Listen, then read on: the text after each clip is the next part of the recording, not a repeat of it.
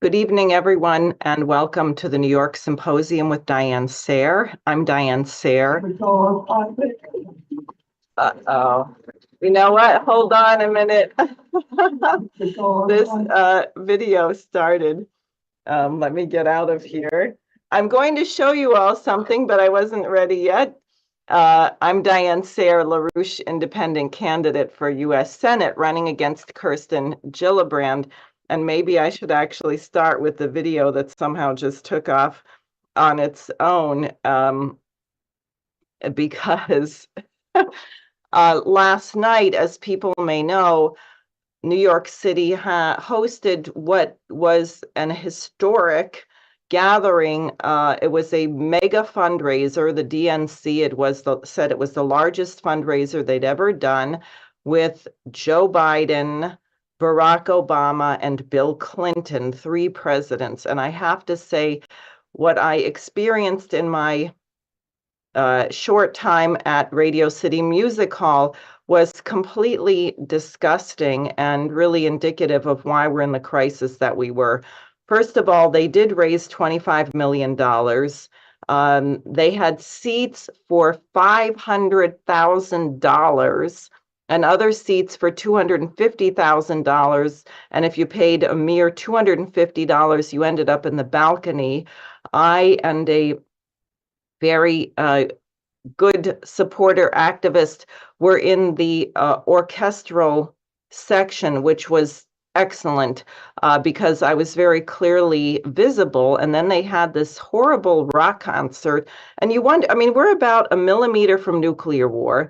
We have genocide and starvation going on in Gaza, which is funded by American taxpayers, largely against their will.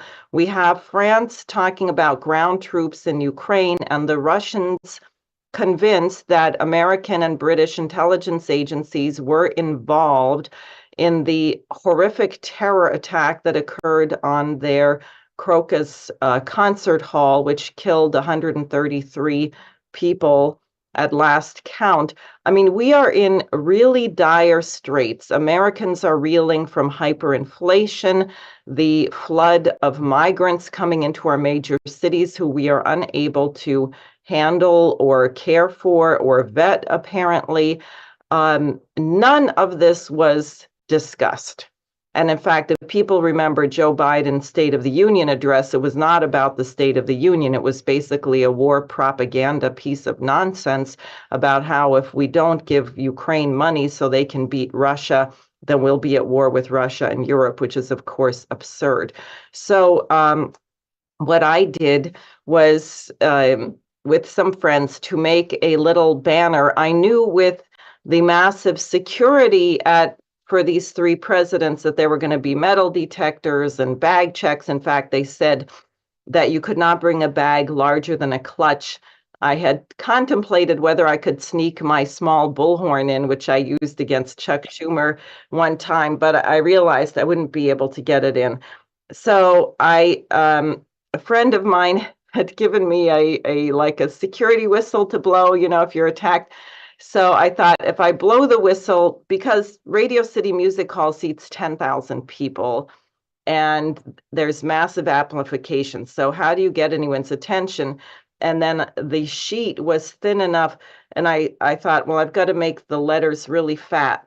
So the fewest letters. So what I put was 3 words: war, pigs, all. Courtesy of Jimmy Dore. He calls them war pigs instead of war criminals. It's fewer letters, works great. And we had a seat on the floor. So I was able to run up to the front, unfurl my sign for a few seconds, whistling as loud as I could. And then within about 5 seconds, the security came and grabbed the banner. And what was captured by this journalist was after that. And in fact, there's a kind of a fun article where I think they edited my name out. But the article, I'll just read you the beginning of the article. It's in the Intelligencer. The title is, "Will Biden's star-studded triple president Radio City unity blowout bring his party together?" And the article begins, You idiots! 4 exclamation points. It was shortly before 9 p.m. last night, and a 58-year-old anti-war activist who'd paid $1,000 for her seat near the stage at Radio City Music Hall was yelling at Stephen Colbert and the three Democratic presidents, Biden, Obama, and Clinton. They were on stage in the middle of answering one of Colbert's softball questions about whether it's actually enjoyable to live inside the White House. Bill Clinton, who says it is, paused briefly while the woman tussled with security. As they frog marched her past where I stood with the rest of the press, she turned back and screamed one more time, "You're all out of your minds." I sort of wondered if she had a point. Was hosting this big money star-spangled fundraiser really what was going to bring this party and to get together into UNITY, as Queen Latifah sang on stage earlier that very night? So that's the beginning of this kind of fun article. Now here, let's see if I can show this little clip here. Oh, wait, not quite. I want to go back to my sound options. It's not letting me optimize for video clip for some reason. I don't know why, but here we go. Hopefully it'll work.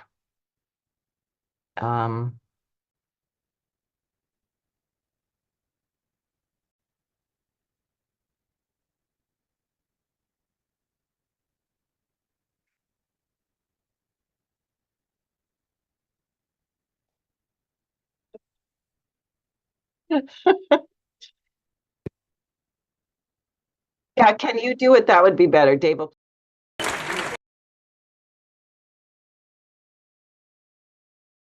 Because I think you've done a good job, and because I think democracy is on the move all around the world. It's not surprising that because. Well, I couldn't hear anything at all, but okay, fine. All right, so you can hear me saying you're going to have a nuclear war with Russia. You're all out of your minds. And I was yelling at the audience at that point because the presidents on the stage couldn't hear me. But I mean, it occurred to me later because I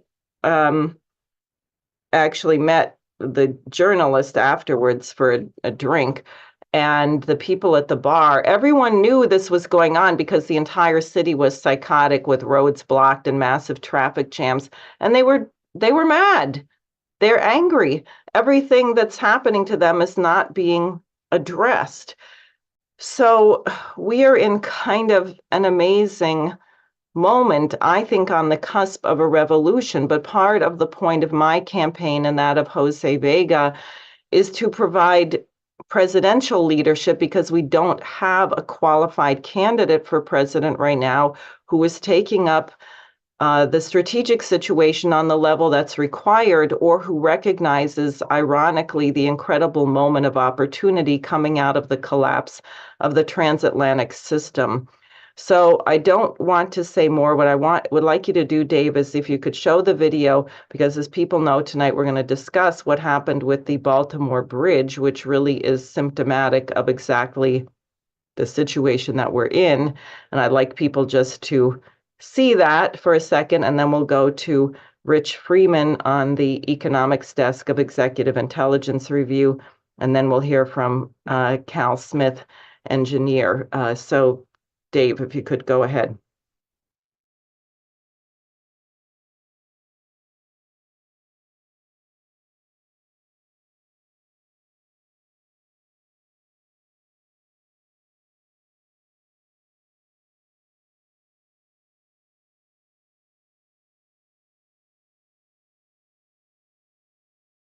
Wow.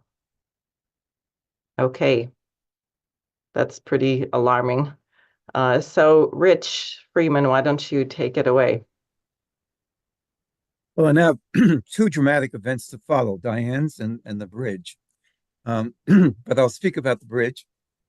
On March 26th at 1:29 a.m., as you just saw, there was another U.S. bridge catastrophe, the Francis Scott Key Bridge in Baltimore, Maryland. which transverses the Patapsco River and is a critical link in the transportation on Interstate 95 along the whole East Coast from New York City to DC, and also a critical part of trucking to the Baltimore port, collapsed into the Patapsco River. A Singapore chartered cargo ship, and I could not find out much yet about what this company that owns the ship, but the name of the ship is the Dolly, which is 980 feet long, weighs several 100,000 tons, had its engine failed only a few miles away from port, which is completely unexplained. The Dolly lost its power to steer its course and rammed into one of the two main pylons of the bridge. Videos of the bridge, which you've just seen collapse, are shocking to watch, as the bridge seems to simply crumble after the ship struck one of the two bridge pylons, bringing down the bridge in seconds. 6 construction workers who were working on the bridge, and whom USA Today says came from Guatemala, Honduras, El Salvador, and Mexico, are presumed dead. Early reports by WBAL-TV stated that some cars that were on the bridge may have fallen into the river, but there are no later reports on that. This is one more victim to the City of London Wall Street policy, which props up its inflated financial bubble by sucking the lifeblood out of humanity, the physical economy, and all infrastructure, including bridges. Over the past 40 years, the U.S. has experienced almost 50 bridge tragedies, time and again. For example, on August, if we could show the first two, I didn't call them out. Let me just show you. That is the area. Now, I'm going to show you another shot. That's the port of Baltimore. Now, the blue parts are terminals, but people think of a port as maybe 3 piers. It's different terminals. And so you can see the terminals, ones you see around Dundalk, and you'll see about 7 or 8. And then you'll see the Francis Scott Key Bridge. Next one, please. This will show you from a different view. Okay, now you can see the Dolly leaves the port and heads about 8.5 miles out to the Francis Scott Key Bridge, and it's going to hit one of the 2 major pylons there. Okay, next, please. So now when I hold this up, this is another thing. This happened 40 years, August 1st, 2007. On that date, the Interstate 35 West Bridge over the Mississippi River near downtown Minneapolis was loaded with rush hour traffic, creeping through a construction project.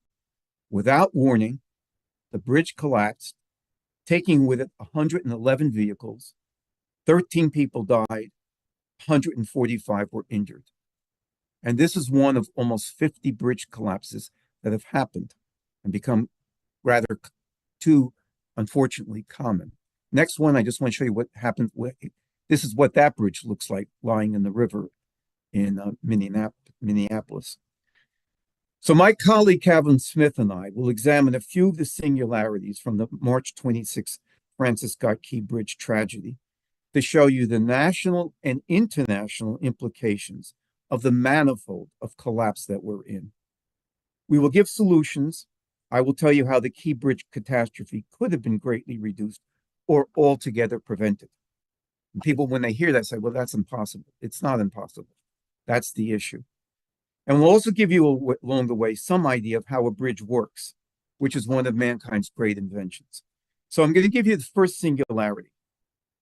3 engineering experts made clear in an article that appeared in the Reuters on March 27th, all of them Americans, what could have been done. Let me make it very clear right up front. If you put protection against those 2 pylons, around those pylons, they will not collapse in most cases, even though you're dealing with a several 100,000-ton ship, if it's properly constructed. And I'll tell you what these things are called. But this is a quote from, the construction code has got to do better.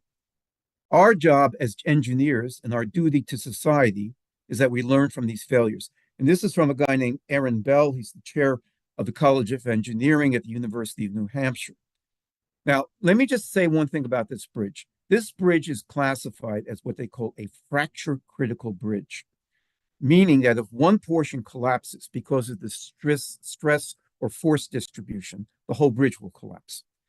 According to the Federal Highway Administration, there are 16,800 such spans in the United States, including the Brooklyn Bridge and Manhattan Bridge in New York, as well as the Golden State Bridge in San Francisco. 3 years, the Key Bridge, and Hal's going to go into this, was opened in 1977. 3 years later, in 1980, a vessel collided with the Sunshine Skyway Bridge in Tampa Bay. Another one of these events. 35 people died during that stormy morning rush hour when a span simply fell into the river. What this guy Bell and others pointed out is you can build around these pylons, or they call them piers or supports, whichever you want to call them. You build what are called fenders that push ships away, or dolphins, that's what they're technically called, that act as safety rings around the pier foundations, or even just mounds of rock. And when they rebuilt the built bridge in Tampa, and they called it the Bob Graham Bridge, I couldn't get photographs because of the proprietary rights, and if you don't get them on Wiki Commons, you can't get them. But you can see the actual pylons. And what this fellow Bell, this professor, said, quote, why wasn't there a retrofit for the Key Bridge in Baltimore? Especially when you see that the nearby Delaware Memorial Bridge is undergoing a vessel collision protection upgrade right now. They should have been planning for this, given the size of the vessels that were going by. And this bridge was hit, by the way, in 1980. So people knew it was vulnerable. I'll just give you a second expert. This is a guy who's a longtime forensic structural engineer. And he just said that it should have had a defensive system around its piers supporting it. It didn't exist. And he says that when the National Transportation Safety Board finalizes investigation, it should find this.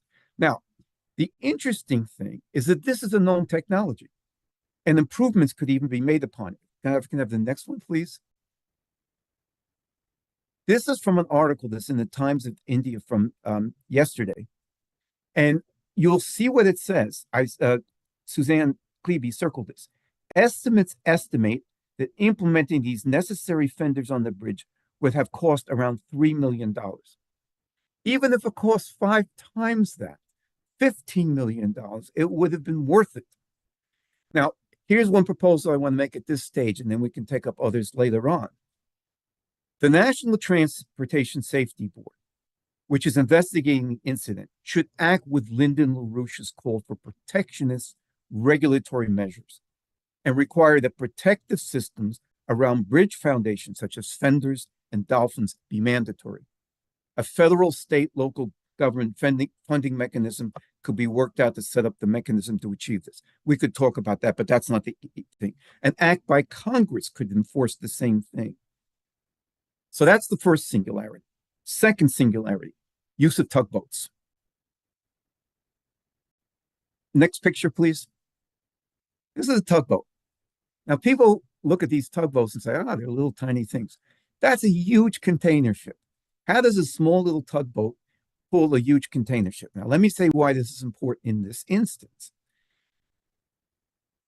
From the port of Baltimore, and again, it's not one terminal, but it's about 8 miles to the bridge, the Key Bridge from there. The dolly was tugboats insert or help the vessel to get into its berth and take it out. They took it out and were escorting it and pulling it when tugboats left and turned around about 3 miles before the bridge. Now, if they were going one knot, which is Cal points out to me is 1.1 nautical miles per hour, that would have taken them 8 minutes for the tugboats to go out, escort this under the bridge, this dolly, and return. They didn't do it because it was too costly. And it should be absolutely have been done. And it should be, this is another feature. It wasn't done because the Port of Baltimore said it would pay too much for the tugs to go the extra distance. The dolly would have never hit the pier if it had been tugged along by a tugboat under the bridge. Would not have happened. So there's a second way it could be prevented. And this is not something we don't know about. Cal will say more about tugboats and naval vessels.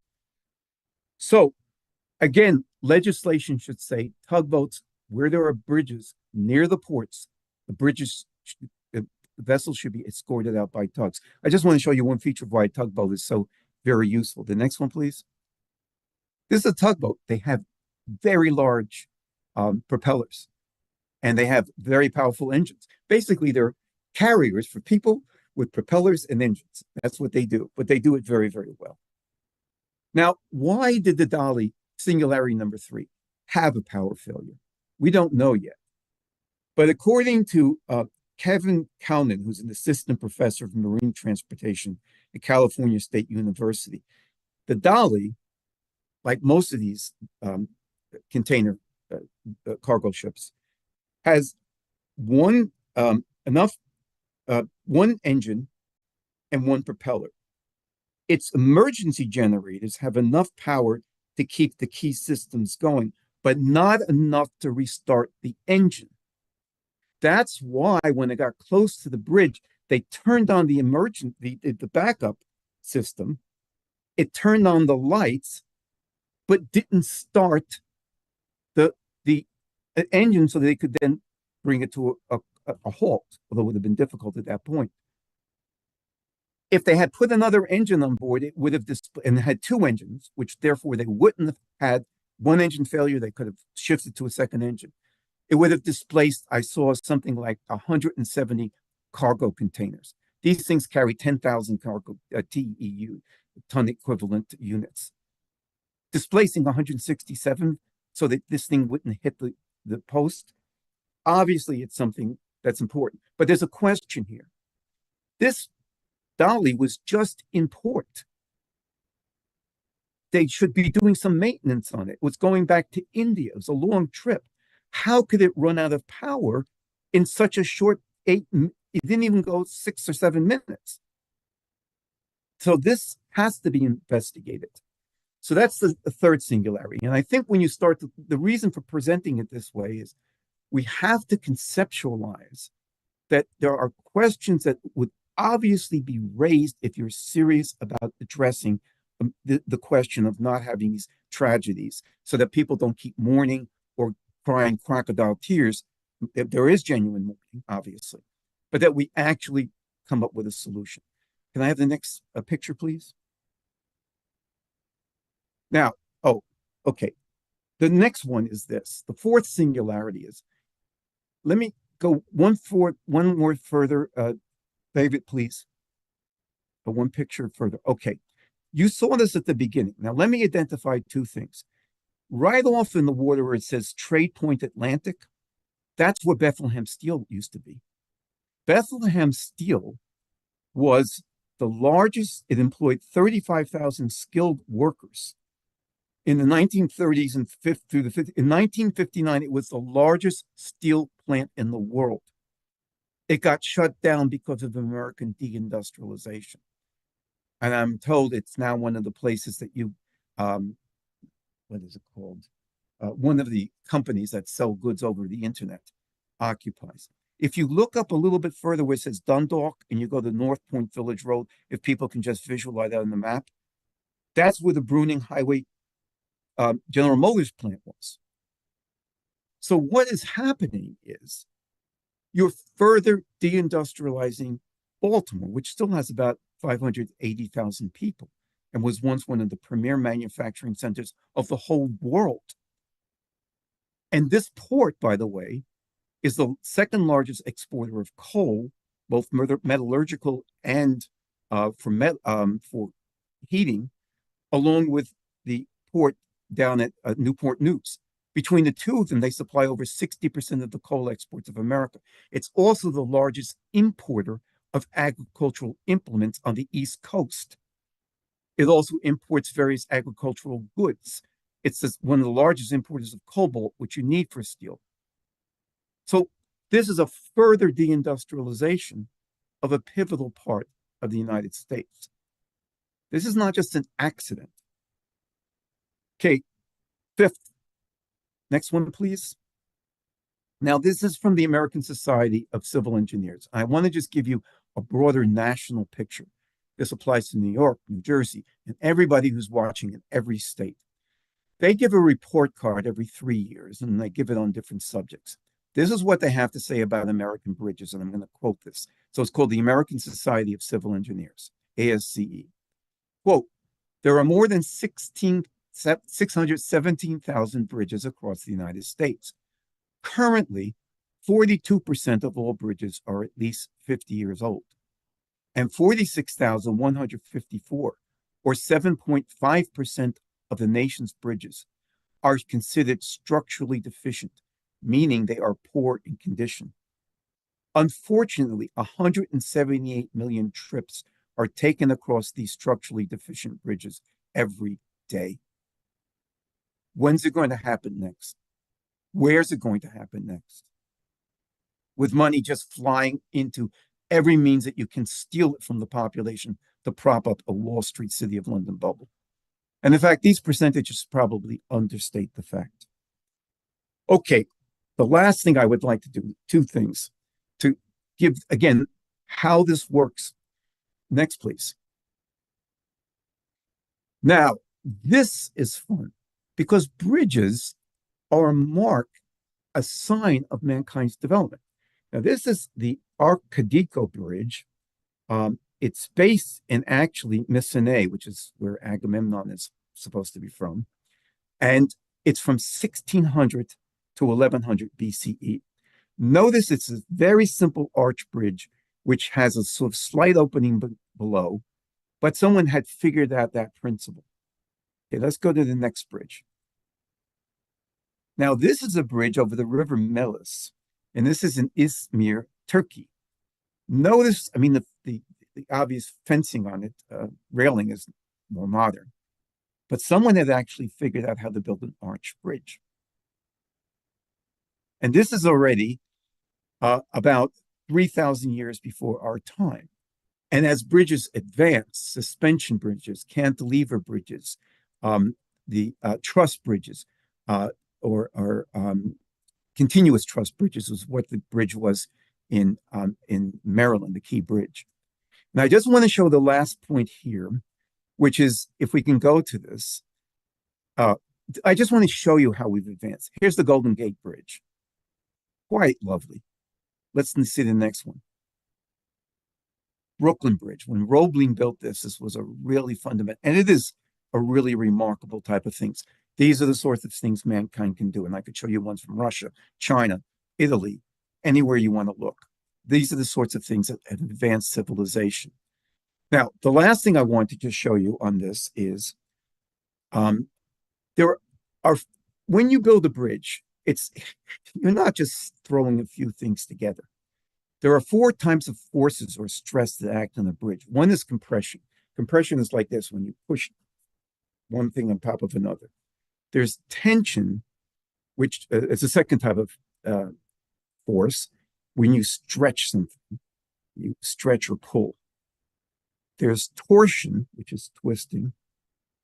And there's shearing, when forces go in opposite way. Like, think falling on the ground, you scrape your knee goes forward, but your skin goes backward. But this is shearing to be very, very important. When you build a bridge, you have to take all those conceptions in mind.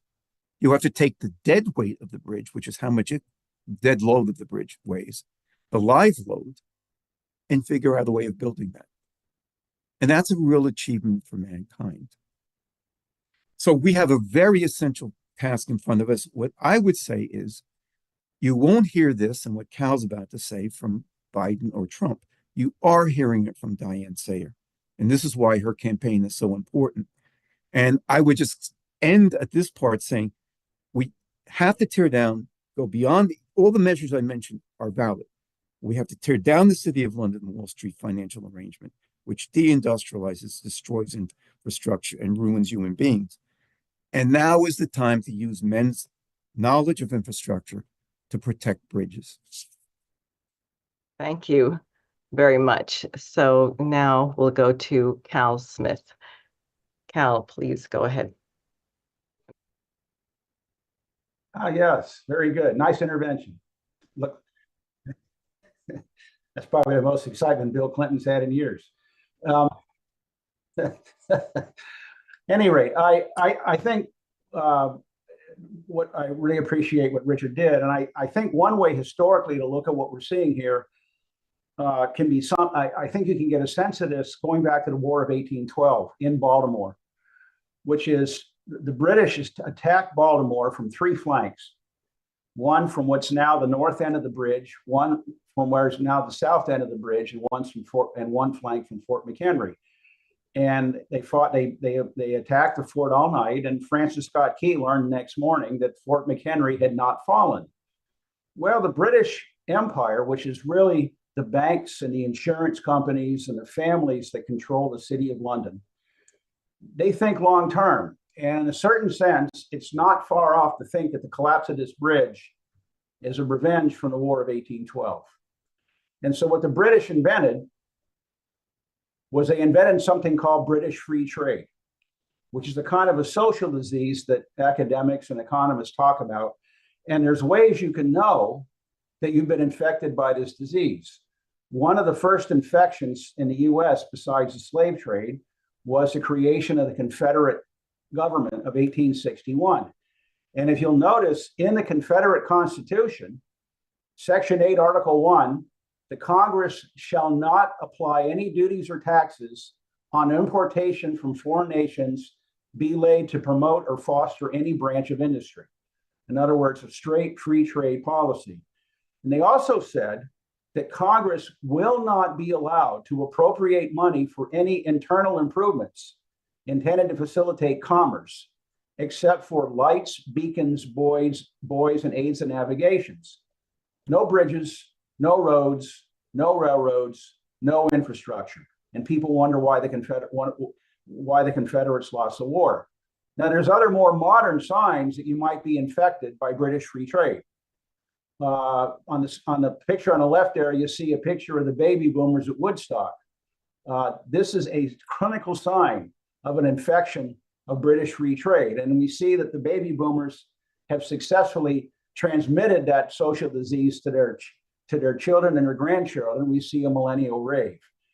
These are not people who are engaged in discussing the hypothesis of the higher hypothesis. And there's another way, though, that you see the way this free trade infects you, is you can look at what Richard was saying, for example, about how they save money by not putting in the fendering system for the Francis Scott Key Bridge. So maybe would have cost $3 million, maybe they would have cost $5 million. But the estimated damage from the dolly knocking down the Key Bridge is estimated right now to be $15 million a day in economic losses, $1.5 million a day in Maryland state and local tax revenues, the lives lost, the disruption to coal, machinery, and other freight shipping throughout the Mid-Atlantic region, and now anywhere from $500 million to $1 billion to replace the bridge and any approaches that were damaged. You could have seen the same thing back 5 or 6 years ago when the Army Corps of Engineers proposed a series of seawalls and gates to protect New England from storm surge. And their estimate was $2 billion, and we said we couldn't afford it. And then Hurricane Sandy came in, and the estimated damage was $18 billion. So the disease is not purely a money problem. It's a way that people look at an economy. Now, and you can see when there's a picture of you can see Baltimore in the background and the effects of that ship, which is stuck. You can see that the channel is blocked. You can see that this is going to take this isn't going to be cured overnight. Now, when the Francis Scott Key was built in the early 70s, it was built based on a design from the 60s, essentially the late 50s. And these designs were made to economize on steel. We had not been that long out of World War II. And so bridge designs were designed to minimize steel, which meant, as Richard pointed out, that you got fracture critical structures. When the engineers designed and built these bridges, they weren't expecting them to last for 50 years. The thinking was, is you'd get, maybe a generation or so out of your bridge, and then new technologies would come along and you'd replace it. It would be a natural kind of a thing. So in 1977, the Francis Scott Key Bridge was a high-tech cat's pajama kind of bridge. It was 2,600 feet long. It had a 1.6-mile span connecting the opposite points from Baltimore County to Anne Arundel County. It allowed a way to get trucks carrying hazardous materials a shorter route around Baltimore. And it was 185 feet of water above the water, and it carried 400,000 cars in June of '78. Well, traffic's expanded massively. And despite meeting regulatory design and safety standards of the '70s, the Key Bridge may not have been equipped to handle the scale of ship movements seen today. And this is from an engineer from the University of Warwick.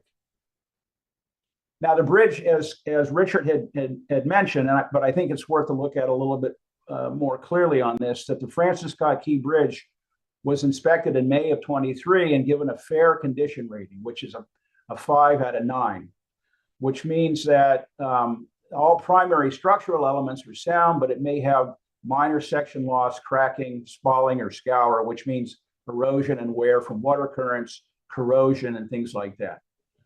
So, this bridge was not evaluated as being in relatively hazardous condition compared to other bridges. Now, the other thing that's happened is as trade has exploded globally, the rates that container ships have to can charge for carrying containers, which is a very important source of revenue for operating these ships, has collapsed. From 2005, it was $35 for a 14-ton slot on a ship. Now it's down to as low as $4.50. So what's happened is that ships have been increasing in size from what they were in the '70s when the Baltimore port was first built to now. And I'll show you a picture of how that works. Is that in 1970, a typical cargo ship going through Baltimore might have 2,500 containers in it, might weigh 10,000 tons, and might have what they call 33 feet of draft, or 33 feet deep in the water. On the contrary, this ship now, the Dolly, carried 10,000 containers, and it weighed 100,000 tons, not several hundred thousand, weighed 100,000 tons. This ship, the Francis Scott Key Bridge, was not built for this kind of ship traffic. Here's a picture of the Dolly before it got hit. It was over 1,000 feet long and weighed, fully loaded, 115,000 tons. Now, here is another picture. I wanted to talk a little bit more about how these tugboats work, because I think this is actually very important. You see that picture on the left, which shows those, what they call Z-drive units. Those propellers are steerable. So that you have two propellers, so the ship can turn very, very quickly, and the tugboat can turn very quickly and direct its thrust wherever it needs to. So on the right, and tugs like this are typically maybe 60 to 100 feet long, maybe 5,500 horsepower, 6,000 horsepower, something like that. They cost around 10 or $15 million. You can see on the right a picture of a tug that's a little bit larger, maybe 8,600 horsepower. And it's one of the tugs that's pushing on a freighter that's almost 100,000 tons fully loaded. So you can see these tugs are actually a very, very handy, they're a very handy tool. And if you've ever watched Navy ships come in to port, here's a picture of an aircraft carrier. It has not one tug, but 6 tugs, because no aircraft carrier captain would dream of leaving or entering a port without having enough tugs for accurate guidance and control. Well, if it's good enough for the Navy, it's good enough for our commercial ships. Now, there's a number of ways to protect or avoid the problem of having your bridges run into. One thing you can do, which is what's been done in Virginia and the Chesapeake Bay, with the Chesapeake Bay Bridge Tunnel, if you have a lower bridge that's not in the channel, you can see that on the bottom right-hand corner of the picture, where cars drive. And then instead of having a bridge that goes over the top of the channel, you can build a tunnel that goes underneath the channel. And then you'll see those little islands on each side where the tunnel goes down under the water. Those islands are big enough so they're not going to let any ship bother that. And they also make a nice place to go fishing, and there's excellent fishing outside of those. So this is one way you could redesign bridges to your transportation grid to even avoid having bridges in new ports. Similar picture, this is in Hampton Roads, Virginia, where they have the Interstate 664 that goes from Norfolk to Newport News, Virginia. Same thing. And ironically, right in the middle of that channel was the famous battle between the Monitor and the Merrimack back during the Civil War. And you can see the same thing. The cars are on a section of the bridge that's low. There's no channel there. And then where the ship channel is, the tunnel goes underneath the channel. And there's all kinds of ways you can put in fenders. Here's a fendering system on a bridge in Virginia. If you look closely, you'll see the fenders around the pilings. Here's another picture of a bridge. The Chinese just finished this 55-kilometer long bridge that goes from Hong Kong to Macau. And if you look closely, you'll see around the main pilings, in fact, all the pilings, there's a big stack of gravel, and then there's sheet piles outside of that, and almost an island, essentially, to protect these pilings. So, you know, the trick in all this is you have to look at infrastructure not as a nice thing to have, but that's something that becomes a central part of your physical economic policy, so that you can you're increasing your productivity and your ability to produce real physical output. If you look at it in that light, then the question of rebuilding bridges becomes a no-brainer. And instead, we have this social disease called free trade, which is where the hedge funds and the banks insist that they can save a few dollars here or a bunch of dollars there to maintain their profit margins, and they end up literally blowing up their own capacity to produce anything. So at this point, I would say that we're wide open in the US for a policy shift in the direction of physical economy, and that this collapse of this bridge shows you exactly what happens if you don't do that. And with that, I'm going to stop sharing, and I guess we should open it up to questions. Great. Well, thanks very much. This actually brings to mind something that I was working on back in 2017 in New York City, which was the subway system, which is collapsing. And one of the engineers, Richard Trifon, pointed out that nobody ever talks about the cost of not doing something, which you brought up, you know, also with Hurricane Sandy. And I believe for the New York metropolitan area, not New England, at the time, the American Society of Civil Engineers had proposed a number of different options, including my favorite, the 5-mile-long barrier from Sandy Hook in New Jersey to Long Island, the Rockaways, and then also Throgs Neck, because you have to stop the surge from coming in both sides around Manhattan. The estimate at the time, I believe, was $7 billion. And in the case of Sandy in New York, because it was also our major ports, Elizabeth, Newark, Lower Manhattan, et cetera, the damage was something like $80 billion.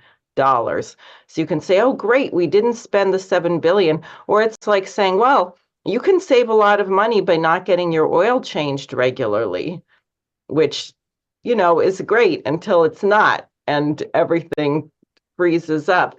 So I would like you both to address that, because I think there's two factors. One is the cost of not doing it, but the other is the question of the future, because it seems, I mean, we're using the tunnels under the Hudson River were built in 1907. I was told that a cast iron tunnel, like what they're made out of, can last about a century. Well, we're well over a century now. They've had saltwater damage and all kinds of things.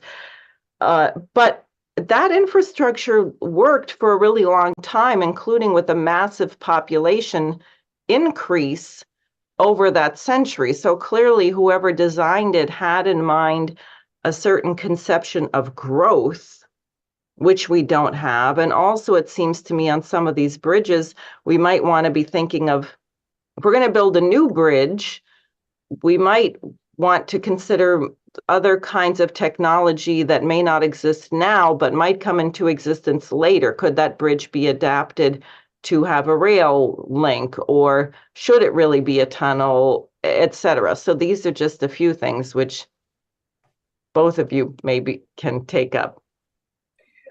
Yeah, there's a couple of ways of looking at it. One is, I think you have to look at this question of how long infrastructure, you look at infrastructure lasting. And that if you've got an aggressive policy of increasing your energy flux density, the amount of energy and the increasing quality of the energy available in your economy, that you're going to look at infrastructure. When you build a bridge, you're not going to be looking at it as building a monument that's going to last as long as the Egyptian pyramids or something. Although a lot of people, I'm sure, made a lot of money on selling the Brooklyn Bridge. You look at that as a process, and you design it in such a way, you do the best you can with the technologies that you're going to have when you build, and you assume that in a generation or so, that's going to be replaced. This is just a natural kind of healthy way of looking at infrastructure. It's like this thing with the cast iron pipes you're talking about.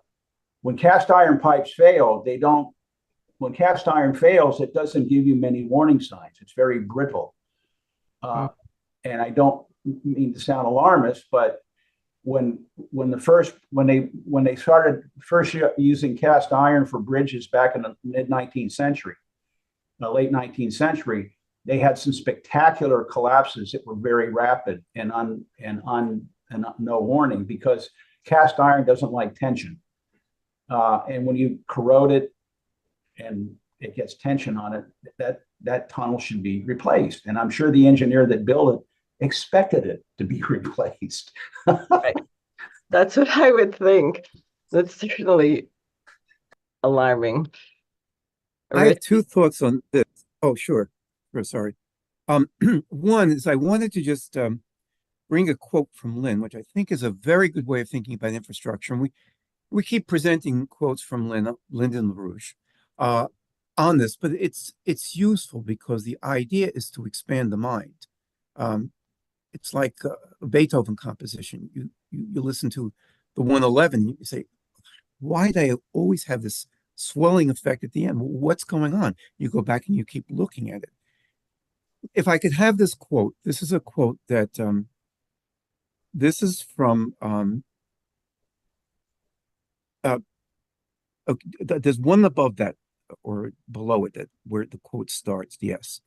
So this is from something. If you can go back down one, I'm sorry, David, I want to drive you crazy, but this is something. It's a presentation Lynn made in February of 23rd, 1998. It's called "Infrastructure, Not Money, Fosters Development."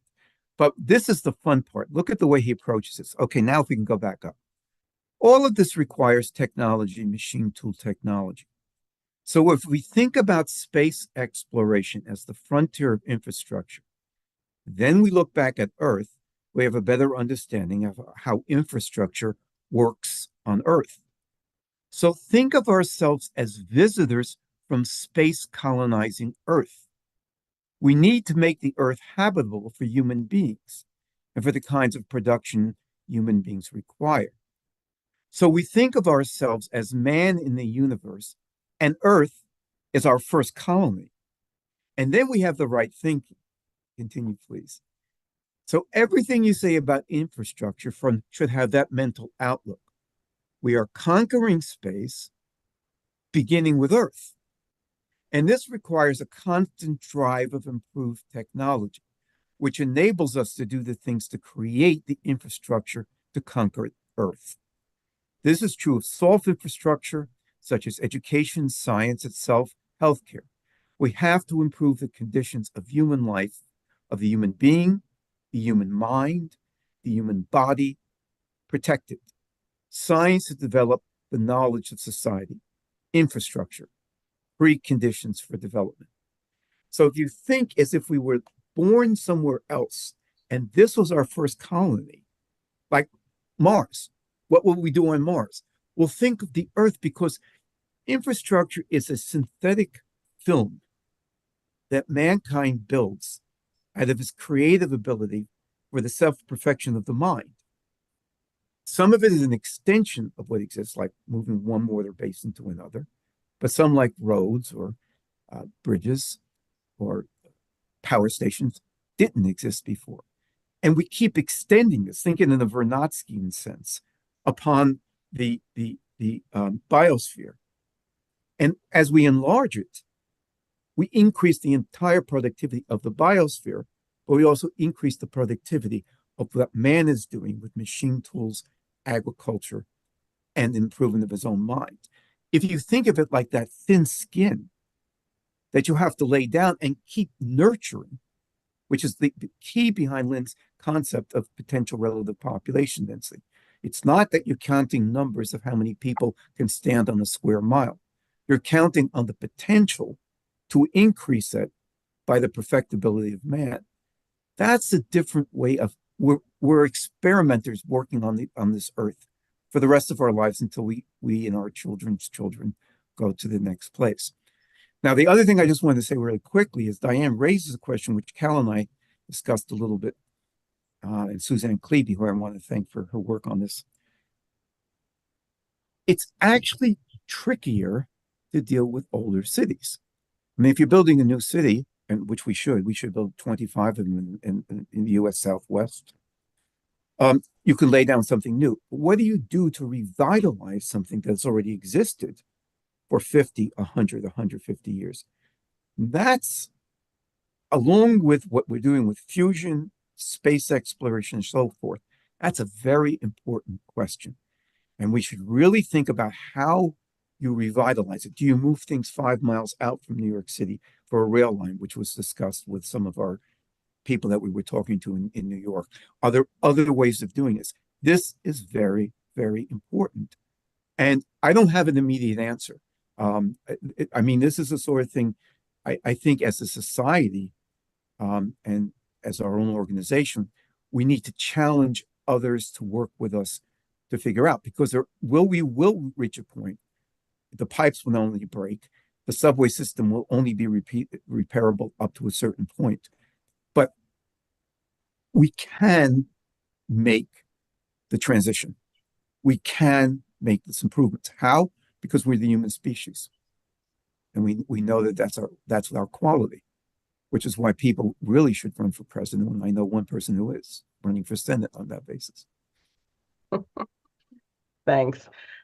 This also, I think, raises the question of Vernadsky, because what you're really talking about is the species transformation of man, that people might think very narrowly, oh, well, did we sprout wings or feathers? Have we learned how to fly? Did we grow a tail?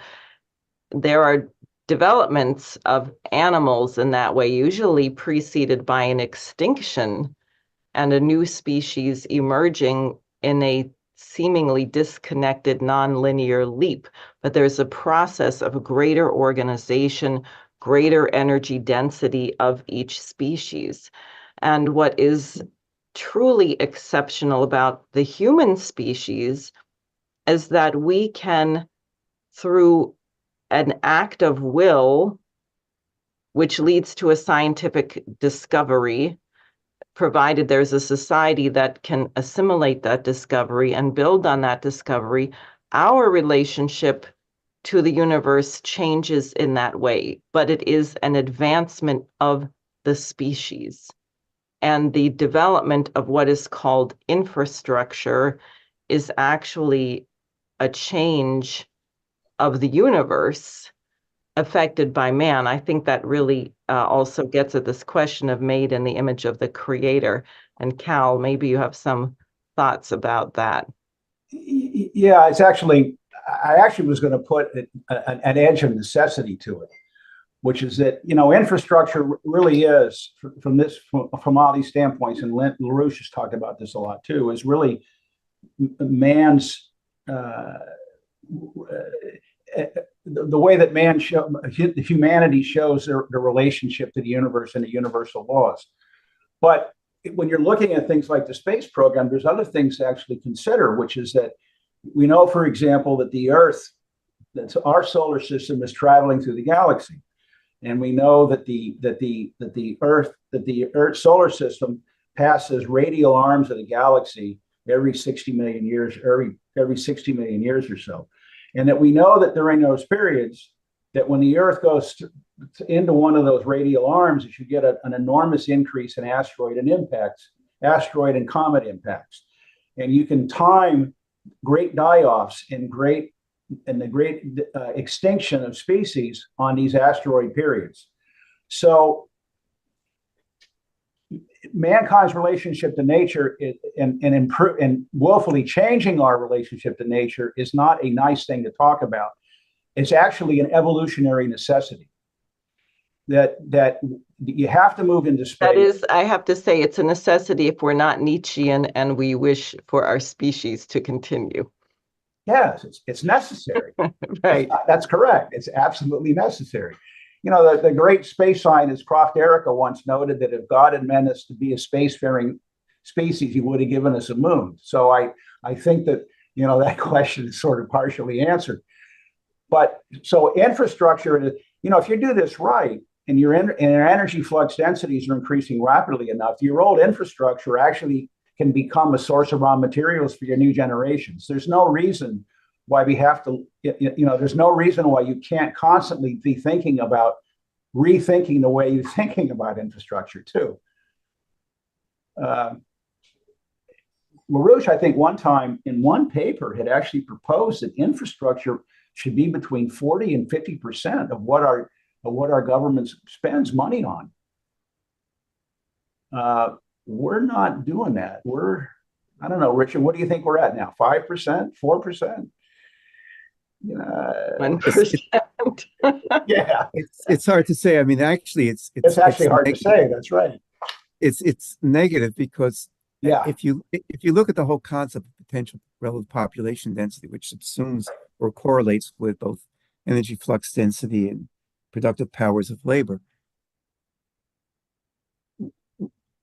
Lynn indicated at one point we're collapsing at about 1.5% to 1.5% per year rate, and that's really what's true. You don't see it because infrastructure is not in GDP by design; it's left out. They don't put in that. In the paper that Lynn wrote for academician Lvov, he said you should actually subtract whatever's not built from infrastructure from GDP, and then you would get a more accurate knowledge of what's really happening. And that's what's happening. And it's sort of if it doesn't hit me in the head, I don't know. But we're mankind. We can actually have forethought, see ahead, make the adjustments that you and Diane are talking about, and then base ourselves jumping off from that to what the next phase has to be. And I really think, this is, the BRICS, when you put this together with the collapse of what's going on right now, and people desperate to do anything insane to save their system, including escalating further on this question of Ukraine. And it's not Ukraine. Macron's not talking about Ukraine. Yes, he's talking about it. He's talking about Russia. He's talking about China. He's talking about a policy which will go far beyond anything. The thing is that what we can see is that what China's been able to do, and if we can get a faction of the United States to link up with this, is they are taking seriously this question of next generations. I won't say it's the highest, but you can only work on new ideas on fusion if you have fusion. They've built it. You can only work on new ideas of high-speed rail if you have high-speed rail. They have it. We don't have anything to even experiment on as a nation. We don't have. You can't put someone into a chemistry lab and not give them chemicals and say just think only. Thought experiments are wonderful, but you can't do that. And that's where this whole infrastructure question comes in. And it seems to me, Enough said. Cal, any thoughts? No, I mean it's very good. I mean, infrastructure is just as much a part of humanity's scientific advance as nuclear power or improved medicine or improved education or anything else, or classical culture. The problem is that, and this is why I brought up this British free trade disease, is that you have what's called GDP, and you have a whole bunch of people right now, many people who are hoping that if they can just get money, they can somehow survive. And statistically, they won't be the one who gets killed when the bridge collapses. People play this game all the time in their heads. Or they're not the person that's going to get hit with a 2,000-pound bomb in their apartment building. That's some Palestinian who gets hit, right? Or they're not some Ukrainian Slav soldier or Russian soldier who's in a war because, well, that's over there. So, when you get a bridge collapse like this, it's a sudden alert to people that, hey, it does happen here. And there's no reason to be, so the point is, there's no reason to be pessimistic about it. You roll your sleeves up, you make the scientific and the technological advances you need, you finance the stuff. You pull all the old engineers who are in retirement to get together with the young engineers who are just coming out of school. You assign them corridors, you assign them projects, and you say, hey, we're going to do this on a crash basis. We don't have 5 years to rebuild the Key Bridge. We got 1 year. All right, we'll get you the credit, we'll get you the material, come up with the design, let's do it. And that's the way to approach this. That's the way to approach developing fusion power. That's the way to approach getting a man on the moon. That's the way to approach cancer or any other disease that people have. And it's not a question of looking it up on the internet, as Richard said. It's a question of actually doing the work and getting excited about the potential for mankind in the future. Right. One thing I would add, Cal, is you add, as Jose would say, to each one of the things you said, a youth brigade. What's that?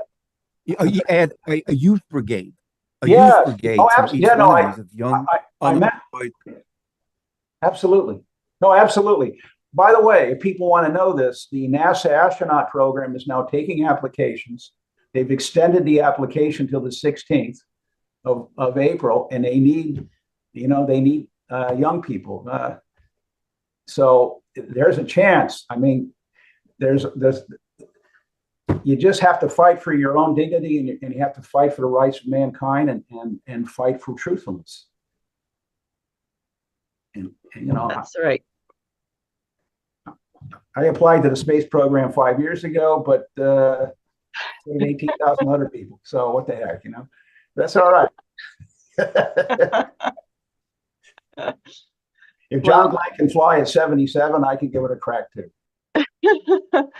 Great. This opens up a whole lot of ideas, but I think this is a very good sort of tantalizing place to wrap up. So let me just ask each of you if you have some final thoughts. Maybe Cal said his final thoughts or his thoughts until the next time. And Rich, what do you have? I would just say, I think I agree with you about the discussion. I would just say that the newspapers cover the Baltimore Bridge as they cover almost every event. Hurricane Sandy, this genuine mourning mixed with crocodile tears, as if it's just so terrible this happens. But we just saw. Well, I bet it was caused by climate change. Oh yes, that's probably true. That's yes, and I think what happened in Baltimore was they had it went up to 107 degrees, and no one caught that on camera, and the bridge melted. The thing is that it has been known since at least 1980 you could build these fenders. It has been known that you could have tugs. Tugs have been known for over 100 years. And as Cal said, you wouldn't even have a captain bringing an aircraft carrier. So I think that just everything we've said I would just say, though, on these issues, we should just say back to people, enough of it. This is time for humanity to use its knowledge. Make this mandatory. This is protectionism. Protectionism is not just tariffs. It's the type of measures that you imply internally to say, this is the will of what rational people will do. If someone objects, let them say why they prefer death. But if not, these could be adopted by the Congress within the next week. I'm not saying supersede the work that we're doing on other things, but we're far from paralyzed. Right. Well, Cal? The other thing, I just want to say one last thing. Yeah. For anybody, is that building bridges and infrastructure and dams is just plain a lot of fun. And it's fun to learn how to do this stuff. It's fun to learn the principles of science and engineering to do that. And it's fun to see something get built that you, as an engineer, a man or a woman, engineer, scientist, construction worker, welder, it's just fun to see these things go up. And it's no fun to have them collapse. So let's have fun. To quote from Lyndon LaRouche again, absolutely, I agree. Well, thank you both very much. Let me just say that on Monday night, there will be a conference call.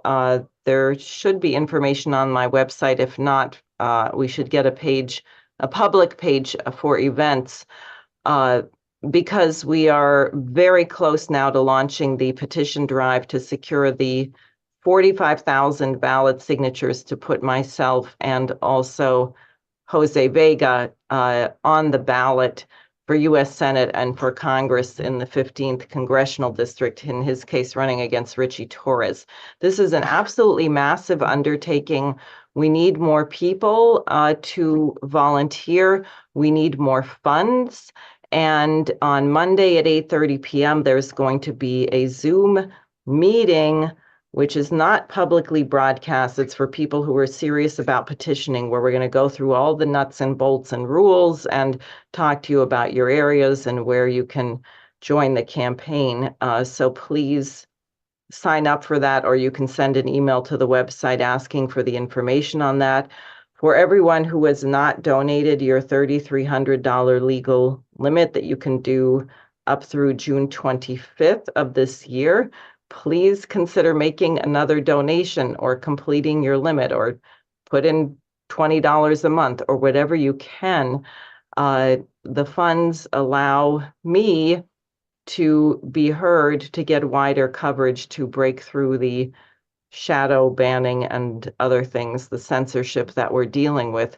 And I think we are in a moment where this all can change. If you look at the young people who are protesting the genocide in Gaza, this is the first time I've really seen a mass movement in the streets of people who are acting because they are so anguished about what's happening to someone else.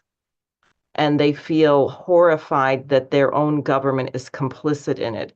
It's a different dynamic. It means people can be moved now with profound ideas and a certain kind of compassion that you didn't have before, but they lack knowledge. Our educational system is horrific. People don't understand the roots of the American Revolution as against the British liberal disease. I'll just say one short anecdote before we wrap up. I spoke at a mosque today in Staten Island, and every mosque I've spoken at is different. Some are more Pakistan and Afghanistan, some are more Bangladeshi, some are more West African. In Harlem and the Bronx, the city of New York is just throwing all these migrants on these people in the mosques, which is horrible. I mean, I don't want to say people are horrible, but people are overwhelmed. They already are, probably many of them, below the poverty line, and they're being asked to take on extra families, housing, feeding, and so on. So each area is different. The place where we were today is largely American citizens who have been here for one or more generations, and a large proportion of people from Palestine. And I met a gentleman who said to me and he was Palestinian American. He said, well, what's really the problem is the United States needs to return to the principles of the American Revolution.